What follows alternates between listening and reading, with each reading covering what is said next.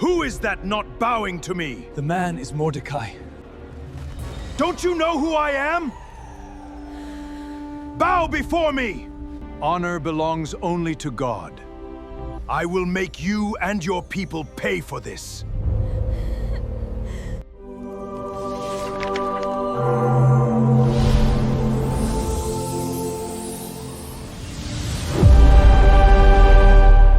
Imagine waking up one morning to discover that your entire people had been sentenced to death. Not because of a rebellion, not because of a war, not because of a crime, but because one powerful man could not handle being disrespected. One man's wounded pride, one man's burning hatred, one man's thirst for revenge, would soon place millions of innocent lives in danger.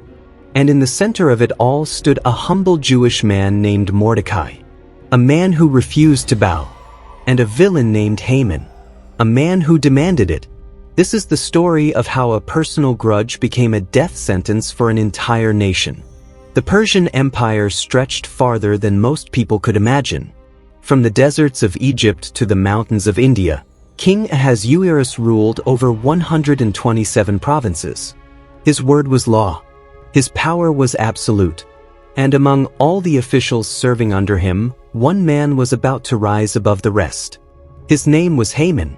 The king promoted Haman to the highest position in the kingdom, above the princes, above the governors, above every other nobleman in the empire.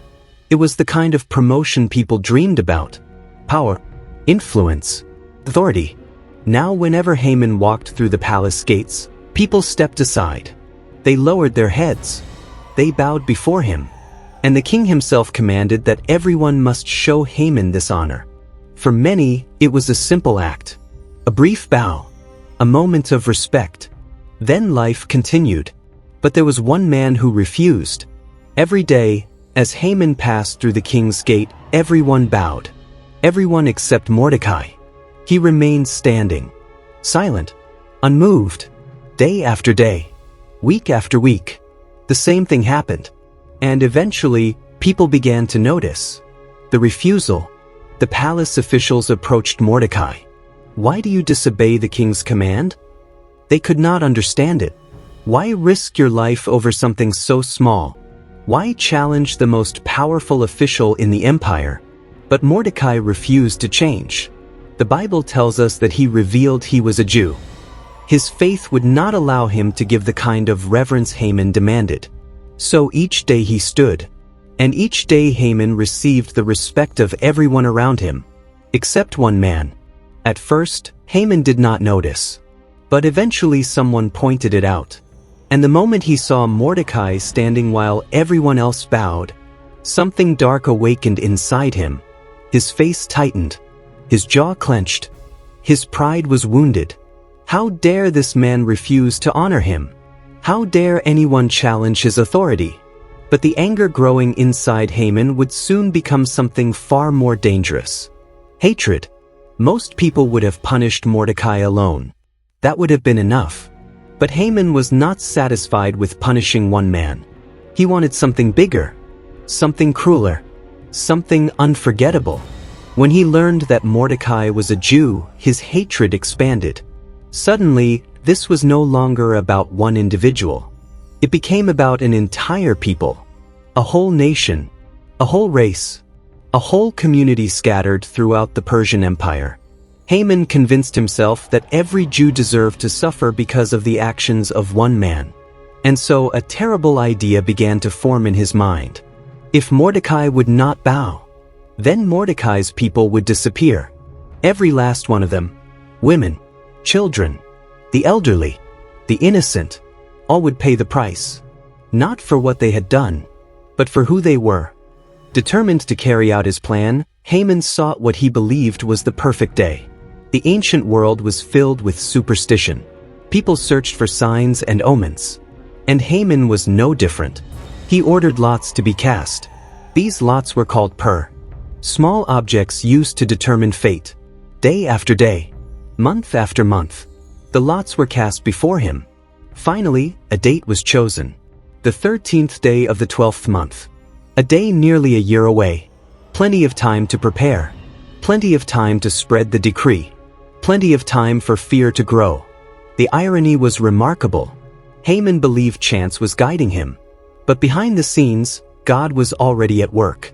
Though no one could see it yet, though no one understood it yet, the very lots Haman cast would later give a name to the Jewish festival of Purim, a celebration of deliverance. But that future victory was still hidden. For now, darkness appeared to be winning. Haman's deception. Next came the hardest part, convincing the king. Haman approached King Ahasuerus with carefully chosen words. He never mentioned the Jews by name. Instead, he painted them as a threat. There is a certain people scattered throughout your kingdom, he said. Their laws are different. They do not fully obey the king's laws. It is not in the king's interest to tolerate them. It was a masterful deception. Manipulation. The king listened. Haman then offered an enormous amount of silver for the royal treasury. A fortune. Enough to make any ruler pay attention. And tragically, the king never investigated. He never asked questions. He never demanded evidence. Instead, he removed his signet ring, the symbol of royal authority, and placed it into Haman's hand. With that simple action, the fate of millions changed. Haman now possessed the power of the king himself. Royal scribes were summoned immediately. Pens scratched across parchment. Messengers hurried through palace halls. The decree was written in every language spoken throughout the empire. Every province, every city, every region. No one would be left uninformed. And the message was horrifying. On the appointed day, all Jews were to be destroyed, annihilated, young and old, women and children. Their possessions could be seized. Their homes could be plundered. Their lives would be erased. Legally, officially, publicly. The king's seal was pressed into the documents. The order became law. And according to Persian custom, a law sealed by the king could not simply be revoked. Messengers mounted swift horses. They raced across deserts, across mountains, across rivers, across vast distances, carrying death in their saddlebags. Soon the decree reached every corner of the kingdom. Village leaders opened the scrolls. Governors read the king's order. Citizens gathered in marketplaces. Families listened in shock. And wherever Jews lived, fear spread like wildfire. Mothers held their children tighter. Fathers stared silently into the distance. Elders struggled to understand how such a thing could happen. No crime had been committed. No rebellion had occurred. Yet death was coming. And it was coming legally. The entire empire had become a ticking clock. Every day brought them one step closer to destruction. Back in the capital city of Susa, the reaction was immediate. Confusion filled the streets. People could not understand why such a decree had been issued. Questions echoed everywhere. What had the Jews done? Why was this necessary? One man's pride had become an empire's nightmare. One man's hatred had become law. And the countdown toward destruction had begun. But Haman had made one critical mistake. He thought he was fighting a powerless people. He thought he was targeting helpless victims. He thought no one could stop him. What he did not know was that hidden inside the royal palace, wearing a crown, sitting beside the king himself, was a Jewish woman. A woman whose identity remained a secret. A woman destined to stand between her people and destruction. Her name was Esther. She would face the greatest decision of her life.